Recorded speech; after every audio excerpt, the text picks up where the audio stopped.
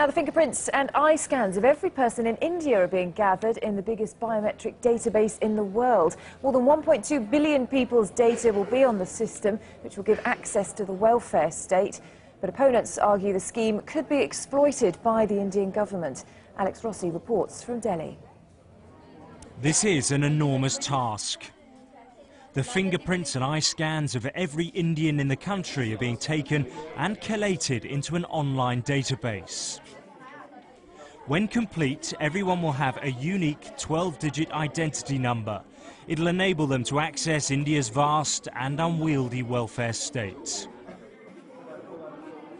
78-year-old Chandra is one of the first in line at this biometric data collection point outside Delhi.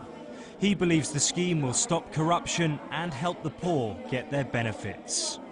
There will be some source to stop the corruption. That will be the basic reason for stopping the corruption in India. As India gets richer, it's spending more in an attempt to lift the poor out of poverty. But much of the money is wasted or stolen by corrupt bureaucrats. This biometric scheme of identity proof will make theft by officials more difficult, according to the project organisers. There are a large number of Indians who don't have any form of identity whatsoever. So this is a way to include them into the society and give them the benefits.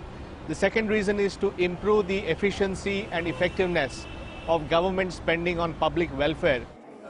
The project will take at least 10 years to complete and will cost billions of pounds. But take-up has been impressive.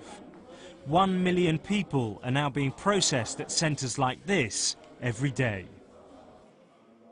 Creating the world's largest biometric database is, of course, an enormous challenge in a chaotic country like India with a population of 1.2 billion people. In all, 2.4 billion irises will have to be scanned and 12 billion fingerprints will have to be taken.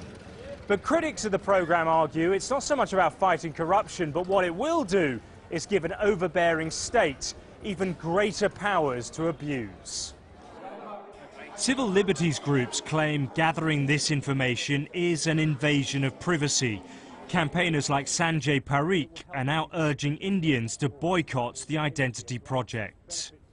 Once you collect that information, then all the time that person will be under some kind of a surveillance.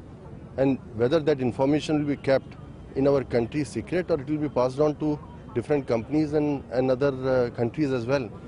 Organisers, though, say the database, which includes the biometric details of children and adults alike, will remain confidential.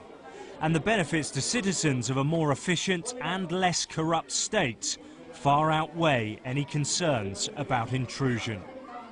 Alex Rossi, Sky News, Delhi.